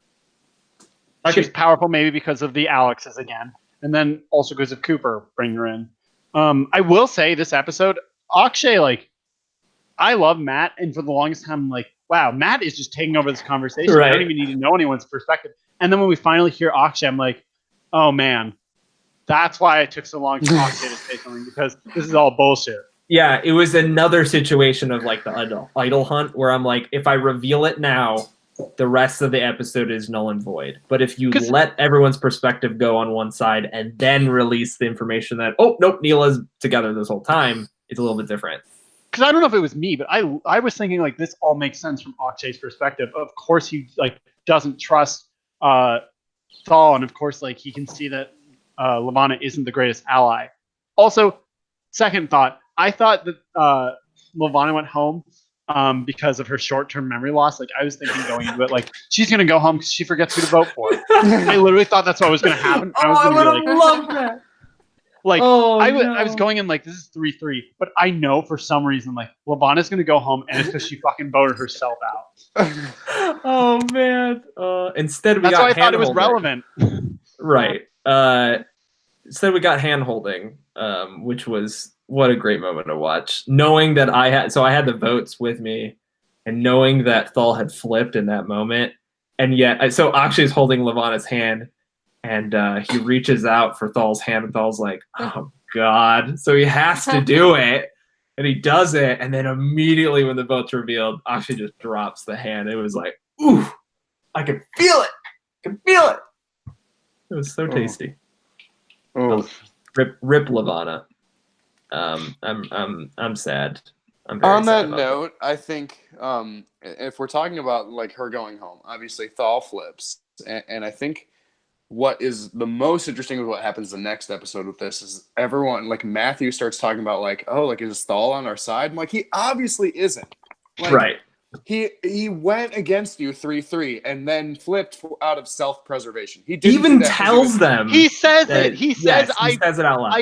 I was like, what do you? I didn't understand why he said that. First of all, like, duh, fucking obviously. But, like, and then they were like, yeah, that makes sense. Fucking Mitch. Mitch is like, yeah, that's totally rad. God, I can't believe Mitch fucked it. And then Mitch does it in the next episode. But here's the thing. I feel like Mitch did it because he hates Matthew. Because No, he Matthew's had perfect. to do it. Okay, we'll get to No. that. We'll get to the vote. He has to He do had that to. or he goes home. Okay, we'll get to that. Let's wrap up the last episode. Rip Lavana, new Neela, the top votes for current favorite. This is where everything gets smushed together. And I see a lot of online comments around this time where it's just like, I am so glad all of these people are still in because I can't decide on who I like the most unless your name is Anders. But Thal is up there, Mitch is up there, and Akshay is up there on the one side. And then on the other side, you have Tarowski, Liz, and Leia, who are up on the other side. Cooper is kind of going down the rankings now after his game is being visible. So yeah. Okay, let's get into episode 7, which is the last episode that just aired. And this is just one of my favorite episodes. I am obsessed. It took so long to really decide what I needed to include it, but let's talk about first in this episode, old Neela's checkmark idol meeting. Oh. Thoughts? Yeah, I thought that was an interesting method, but it kind of worked, I guess. I didn't think Tarowski was gonna like go through with it, because I feel like at that point, like Akshay kind of knew he had it, so he was just kind of like admitting that he had it almost. I mean, genius by Cooper, right? Like, Yeah. he's the one who encourages the plan because he knows he doesn't have it, but he knows someone there does. Right. Like, absolutely, because he knows someone probably got to it either after him or before him in that same spot that he was digging in the sand courts. Like, it was just written in the stars. So the idea going into it, and this was like on everyone's part. It wasn't, Cooper came up with the idea, which was what needed to happen. And then I believe Thal's the one who had the checkmark idea. But going into it, all of Neela realized they needed to use whoever had that idol. They needed to use that, and so this idea wasn't necessarily to find out who, but if they were going to be able to pass it. I don't show it, but actually in between the two tribals, it's never like Tarowski doesn't just like pass the idol to Thal or anything like that. They actually one by one go off and like pretend as if they might be passing off the idol, so no one knows for sure. Obviously, people like Cooper and Akshay already know that it's definitely Tarowski, but this was just kind of more of a Neela bounding thing, I think. I definitely think from Cooper's standpoint, it is a strategic thing. I think from everybody else's perspective is, hey, we're screwed because of what Thal had to do. Like, he had to do that. Right. So we have to do something, and this is what we do. And I thought it was a cool out-of-the-box idea. It just sucked that it was double tribal week. You know what's so interesting, too, about the idols and the switching between, like, this season we've seen it several times, not only with that, but with... Fuck, I'm blanking on names. Leia gave it to Mitch. Leia, yeah. Gave it to Thal, it's just like these idols, they exist, but the people who have them aren't too like worried about having them the whole time. Like, they're totally willing to give it up. Wild. It's great. It's great. I think it's great because it adds a whole element to, if you'd like to play the idol, who's going to do it. You don't fully know who's going to do it and who they're going to play it on, because these players aren't thinking purely individually yet, which is why the merge is going to be great, because the players have so far stuck to these old tribe lines. Every single time they've stuck to the old tribe lines, and they've only had to switch or they've been idled out. Like, that's a fact of it. Going to a merge, there's going to be something that gives because it's been building to it, but you don't have any cross-tribal alliances except for like the one-on-one, or like, I mean, it really is the one-on-one. I really don't think that the summit meeting is any alliance that's going to stay together. Definitely not. They actually talked about this. I didn't really include it because it wasn't too important. But that summit meeting, they definitely came out of it like, oh, we might have the potential to work together. And as the weeks went on, they're like, oh, those guys were probably playing us. Like, that probably also isn't what because we should Matthew's do. gone, but like, as well, yes, Matthew is gone. It's like talking about the idols. There's such a cohesion between both tribes in and of themselves, but I don't see the merge is just going to release the floodgates and they're going to be crazy. I am really excited for you guys to see it. Except for Kara. The satellite, the moon.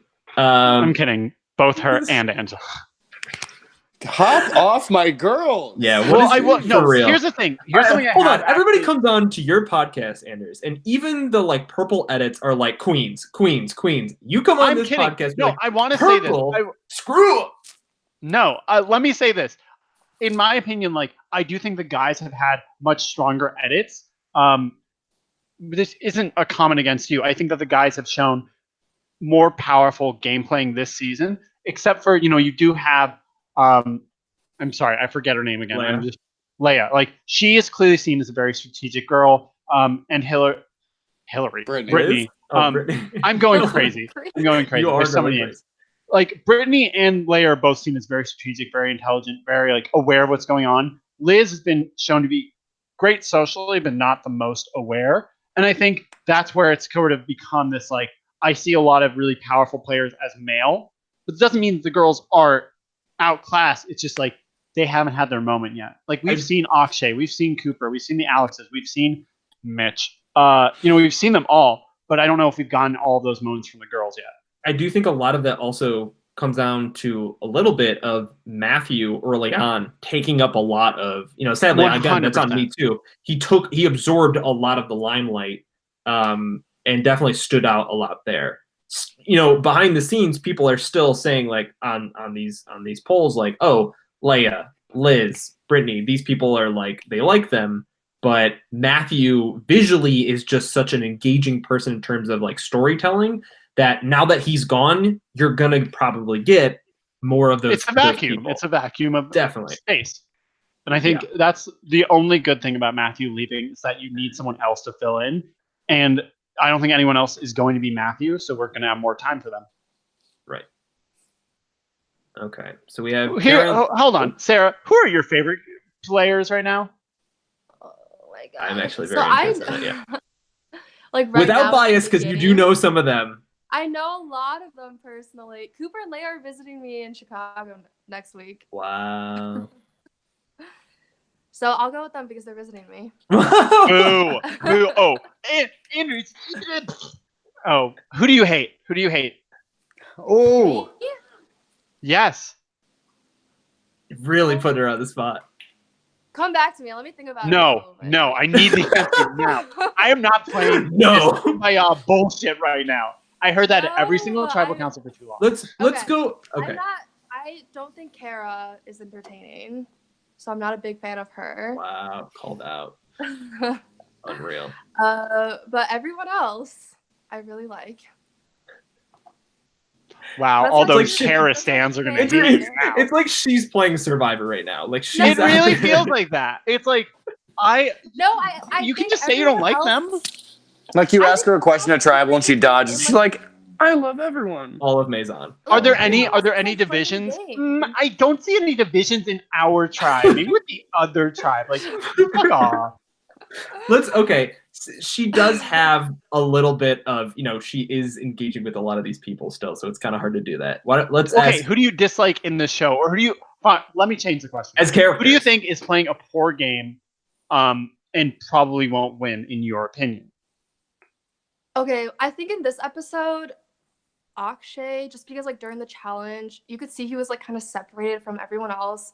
He was like kind of talking a lot, like voicing a lot of his opinions, and I feel like you could see a lot of people were getting like annoyed with him.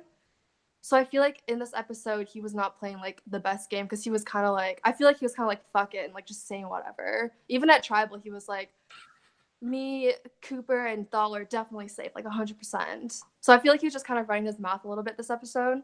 So I feel like I would say Akshay at this point in time. Brittany kicked me. Although, look, we are very good friends outside of the game. Disclaimer. Wow. True testament. Oh, you guys are really putting me on the spot. It's really Andrew. I'm saying who I like, and I feel like Greg has said who he likes, but I'm like, Sarah has not said who she likes. Has Greg said who he likes? Greg, who do you like and who do you not like? Let's do it. He likes the Alexes. Probably Probably loves who are Mitch. left. Are you talking about me? So Okay. here's the people that I love them. I mean, I've said it enough already. Like Brittany to me, number one. Like I love Brittany. Wow, awesome. And here's the thing. Like as a host, and I think you guys can attest to this too. Like the one thing I look for is people who care about the game, that love it, like that want to be there. And I see this confessional in episode 7 of Brittany saying like, "I'm gonna go home. I'm gonna get idled out." And like this sucked because I love Survivor so much. I'm like, I love you. Like that's awesome. Like I love that. And so like I hear someone like that, I love her. I think someone like Kara is a little less likable only because she's not as present, and that makes me think like maybe she just wasn't putting herself out there and like passionate about the game. But I do actually like Kara, and like I'm not like anti-Kara, like some people in the room. You know, so I like them. The Alexes are fine. I'm not like either. I don't really feel either way. Akshay is just a loose cannon. Mitch is a loose cannon. I don't really have an opinion on Liz, but like the people who visibly care about the game are the people I care about. Yeah, no, I'm same. Like the ones who are playing the game, who will like fight if they're at the bottom, who will do like whatever they can to make it to the next like day is who I like. And I feel like everyone's doing that right now except for Kara. And that's why you gotta feel when someone like Matthew goes home. I mean, like put his whole life into that game, right? And it's great. That and I think similar to how Greg's saying it, like I love characters who are characters. You know, this is not just a club. Like, if you're not interesting, I don't care. And the people who are interesting are usually also invested. And like that's why they are wild and crazy. You know, Matthew's invested, but he's also like insane. And I love that.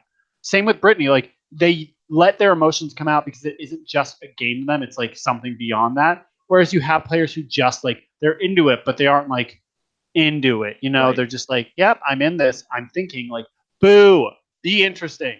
We're all interesting. Show it. Except for Mitch. I'm kidding. No, Mitch is interesting. I just don't like his interesting. No, I'm glad Mitch is there because now I have someone I can target my dislike towards. Otherwise, I'd be like, where am I? Who am I rooting against? Love to hate. Exactly. Yep. Okay. Last couple things on here. Tarowski finds a second idol. And then at Tribal Council, plays the idol on Angela instead of himself. And then they do a vote split, which is insanely risky. I can't believe Neela did that, but I believe Cooper was, you know, he kind of knew the situation. So if it was ever not going to be a thing, he would have been like, eh. But yeah, they do the vote split. So even though Tarowski plays the idol right, it's not for sure like that they're going to be okay yet. But then even though it doesn't, you know, all the votes don't go on Leia. So even though she plays her idol, there's a couple more and Cam goes instead. So that's the first Tribal Council. How do you feel about that one? I was shook. I'm watching that thing and I'm thinking he's probably like in Tarowski's situation. Now, granted, he has 2 idols. Like that's why he has the flexibility to go in and play one for someone else. If all he had was the idol for himself, I don't think you play it for Angela. I think you know you're on the cusp of a merge. You know that if you play it for yourself, you're guaranteed in. And I think that's what's going through Leia's head too, right? Like Leia plays it because she knows she's going to make merge now. Right. And like because Tarowski had 2, I could see him even playing one for Angela and then one for himself. Like he has the flexibility to do it. But I also think he maybe had some intel from maybe someone like Cooper, like, hey, the votes aren't going your way. They're going either Cooper or Angela's, and then probably assumed, right. You'll see what happened next episode, like early on, like what actually happened. A lot of that week was actually just devoted to Tarowski and Angela, not really as much Cooper, but them going around and just saying like, hey, or basically making a story of Tarowski's definitely going to be playing the idol on himself, just so that he can get all the votes to Angela, so we can do that. Because when you really think about it, like we talked earlier, Anders, like at the end of the day, if there's a second idol able to be transferred to that other tribal council, no matter what, Neela is surviving that tribal council. And we can get to that, whatever, but Tarowski's, you know, I guess motive here is I have to try to do this with just one idol. I can play 2 idols, but then I have Thal is nothing to pass on. right, and then Thal is going to have to flip on Akshay. Like he's not gonna go to rocks. He's shown he's not gonna go to rocks, so he's gonna flip on Akshay, and we're down a number. So you might get someone here, but not on the other side. And All right, so George, I don't mean to cut you off. I have to leave really soon, so I just want to give my final thoughts for everything. Do it. You can continue. Do it. Okay, I was surprised totally by this because in my mind, it puts into question like how close are Cooper and fuck me, Leia. you know her Leia. name. Leia, We all yeah. know it, Leia. Yes, I Exactly, keep thinking exactly. Neela, and I'm like, that's not her name. You know they're close, so why isn't there that communication about where the votes are going? How close are they? I guess my thoughts going into the merge of what's going to happen. I do think that there's going to be a split. I think the Alexes are going to split eventually. I think they realize they're threats to each other. They're too strong. I think that Akshay, despite any potential social issues he's had, he's going to be close to Thal. And I think it's going to be the Alexes against each other. I think that's going to be a big storyline going ahead, and they're going to create two different sides. And I'm excited to see what happens, but I do think that the first vote is going to be one of the old Maison. I keep thinking corn. Just because you have to at least get rid of one of them. So in the case that there is a flip, it doesn't become Maison in one versus all the rest of Neela. Who do I think is going to win this game? If I had to put money on it right now, I'm going to say it's Alex Stahl. I don't want it to be him, but I really do feel confident that he could win. I don't want him to win. If I had a choice, it would be Brittany or it would be Akshay. That's my opinion. That's my hot take. A good night. I have to go. Okay, bye. Bye. Wow, what a exit. That was a mic drop right It down was there. literally with the dab and all. Like that was unreal. Okay. That was Anders really quick. I'll just because he didn't get the shot out himself. Survivor Maryland is always on Mondays. Check it out. You guys know what Maryland is if you're here. But yeah, there you go. Guys, we made final 3. That's huge. We did it. We made final 3. We voted him out. We did it. Actually, he Right. just quit the game himself. We didn't have to vote him out. Wow. But yeah, so we have that first tribal. It's unreal, and somehow, some way, there's still another idol left.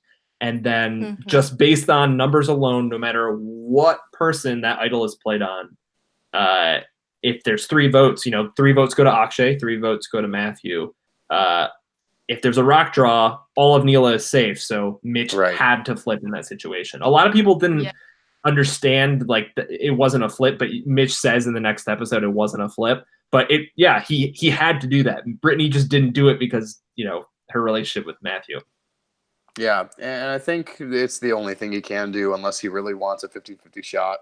I mean, he really made the choice between do I want Matthew to go home or do I want Brittany to go home? And in that scenario, I mean, if he wants Brittany to go home, he doesn't even have the choice, really. He has to roll the dice. Yeah. And so there's no real reason. There's really no choice there. So I don't blame him at all. I don't think this can be equivalent to what happened with Alex Stahl the week before. And even then, when Alex Stahl flipped the episode before, I mean, Alex had a security blanket knowing that Kara was coming back into the game. Exactly. And was going to have even 3 and 3 We didn't numbers. really get to talk about that. Yeah, she was coming into that game.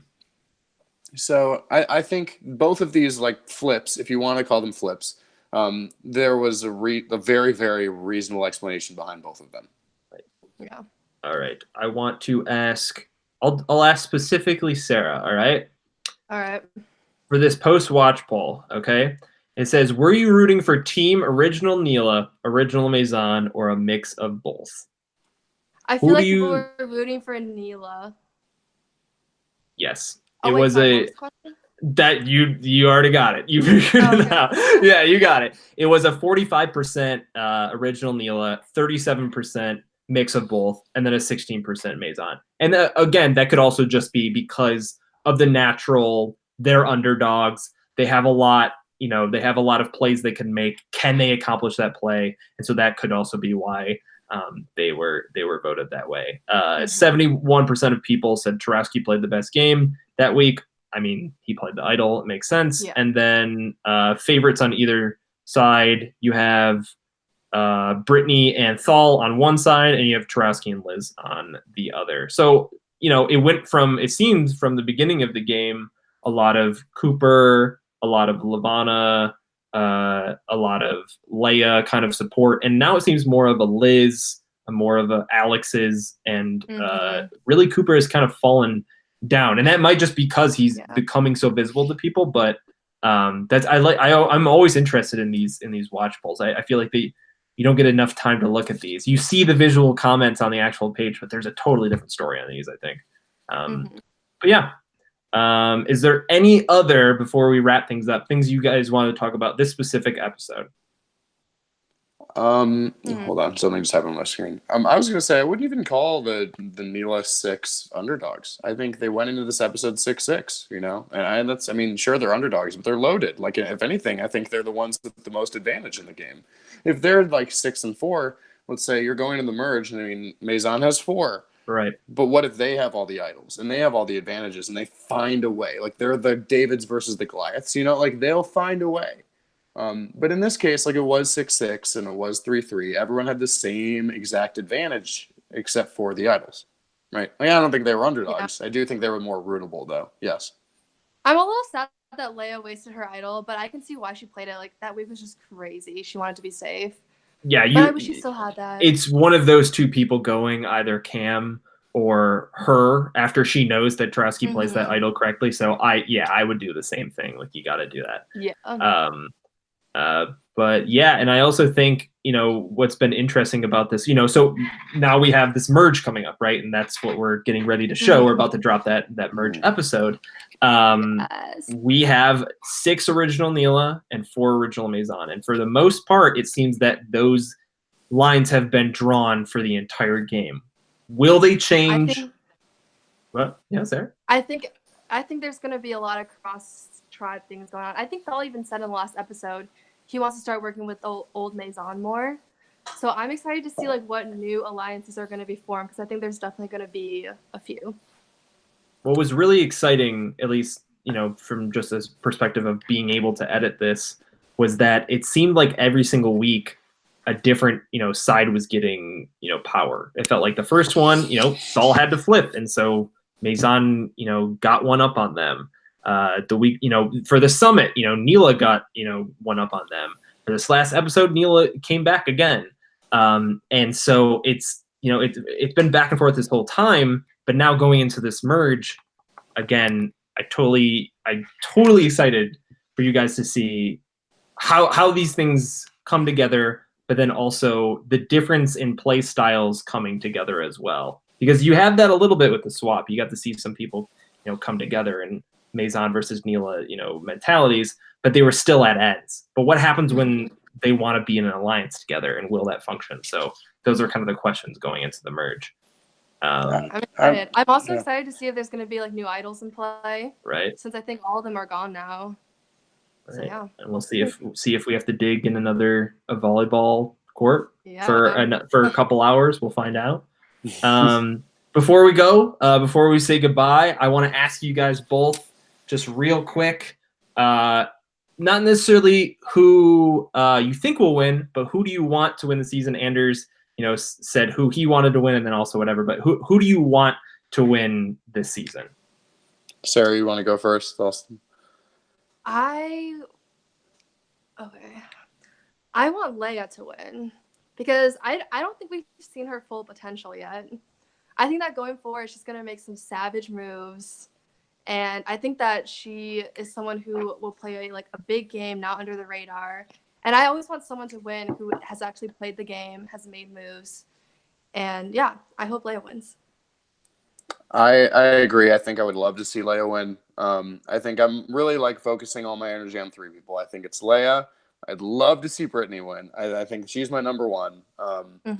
Just again, in terms of passion for the game, and just like the girl is so in tune with her emotions. And like, I want to see if she can balance that, because it's so hard.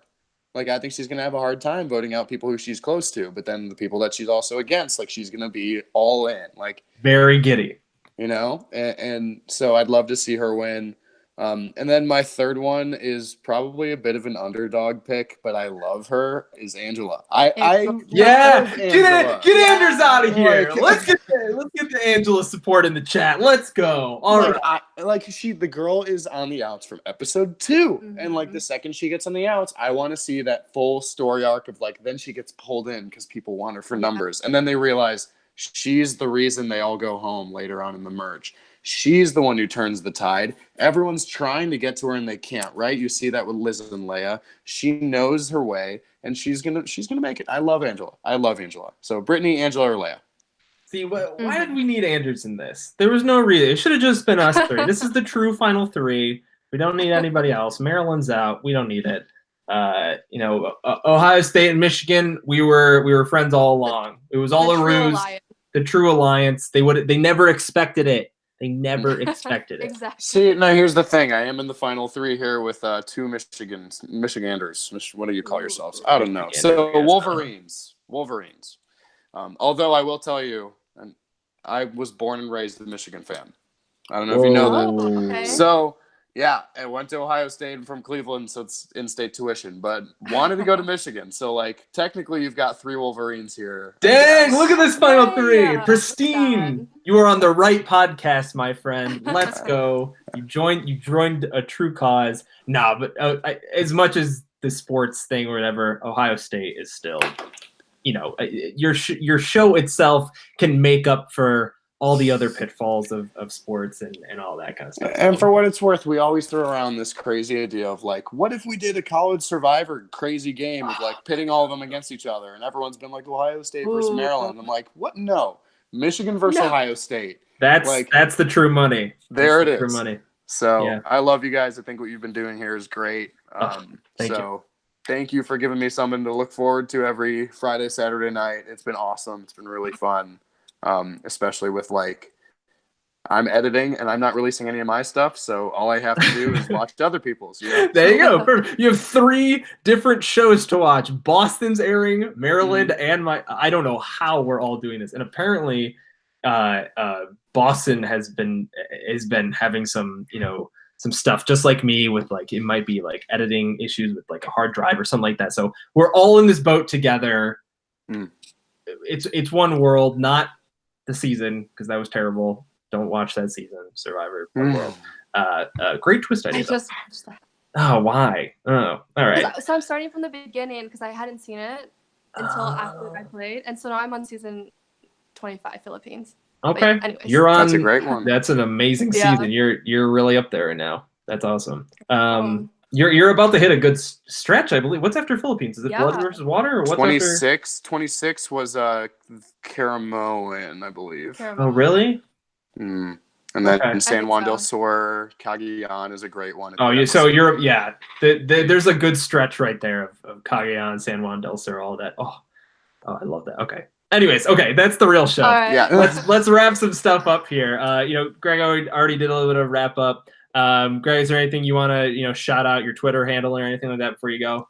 Yeah. So I keep getting asked the question, and a lot of the people who are probably watching this, like you might also be a fan of Survivor Time and Change. Like I'm working hard. I really am, and I really don't think I ever get the chance to talk about that publicly because I don't post videos or anything. I'm like, we're gonna publish on this day, and like I don't have a release date for season 2 of Survivor Time and Change. I don't. And I'm working hard. I'm most likely going to finish the 9th episode this weekend or like this upcoming weekend. Now, if I get that done, I'm hoping to publish by like May or June. And that's the best I can tell people. I think they need to understand, and George, I'm sure, we have full-time jobs. We have a life to live. And I don't want to just edit. Like I want to have friends. I want to do other things. Like, so be patient. And I understand why Austin took so long to do All-Stars, and understand that what Anders is releasing now was 3 years ago. Like, we're all working hard at this, but we also have lives. So please respect that. I'm going to release season 2. I can't wait for you guys to see it. It's really fun. It's very different in terms of editing style and everything. My Twitter handle @gfreed9. Survivor Time and Change is @SurvivorTC_OSU. On Twitter and Instagram. You can find our Facebook page. Season 4 and 5 are like publishing stuff on there, not like videos, but just photos and stuff. So like I haven't really posted cool much stuff. of 2 and 3.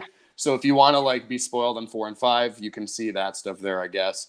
But it's not like spoilers or just like photos and stuff. And then season 6, if you're watching this and you go to Ohio State, they're still accepting apps for season 6. So go out and apply.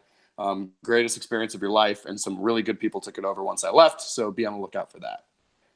Amazing. I Nice. felt an utter connection there when you were talking about the editing. Just every day getting messages from grandparents, friends' grandparents, all this kind of stuff.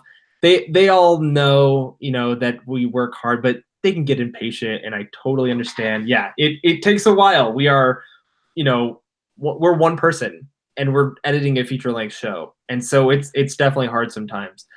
Especially when you're like an insane job worker like you. Just what am I doing? I'm just like a social media manager. I can edit. What was Don't my sell excuse? yourself short. Yes, I'll get a real job soon. At the end of the day, I think, and I've kind of, just to make people aware of it, like if season 4 and 5 or 6 get published before season 3, like I'm sorry, like it could happen. It might happen because 2 and 3 are mine, and I want to make them right. Good. Like I'm going to publish them, and they're going to be good, but you gotta wait. You gotta wait. Good mentality. So. Good mentality. Yeah. And then I watched season 1. It was really good. Thank you. I appreciate it. Yes, it was amazing. It is. I don't know how you guys did it, but you all inspired me to do my own thing. So thank you. And then Sarah, you obviously have something insanely important to talk about. So please bring up this amazing podcast that I want to hear about. I think this is so cool. I want to hear about this. Yes. Yeah, so me, Sam, and Jack, we were all on season 2. We just decided to start a Survivor Michigan podcast. So it's called Keep Your Torch Lit. It's on Apple Podcasts, Anchor, basically anything like Spotify. So yeah, we just recap every episode, and you should definitely go check it out if you're interested. They have special guests, and they also have special some. Guest, George was. Yes, I was on an episode. It was probably the best episode. And then also, I sometimes send in some insider information. So if you want to know all about the inside, scoop on Lavana going to the bathroom, you just tune in and you'll find out about that. If you don't, sorry, you're gonna hear about it. But other than that, thank you guys so much to both of you. Screw Anders, he's out of here. We don't need to talk about him. Thank you for coming on. I really appreciate it. Sorry to everyone in the chat who missed the first half an hour that we filmed but didn't publish publicly. You'll be able to go back later if you want to see us talk about the premiere and Anders' bad opinions about everybody. So yeah, thank you guys so much. I will be publishing the merge episode tonight. It might take some time because I couldn't start the upload because I was doing this. So if I was uploading and broadcasting, I'd be like, So it might take a little bit of time. I'm sorry for that. But the second it's up there, stay subscribed and you'll know. But yep, thank you guys so much, and hope to see both of you soon. I loved talking to both of you just personally. So thank you for coming on, both of you. Thanks for having us. Yeah, thank you for having us, George. All right, have a good night, guys. Good night. Bye.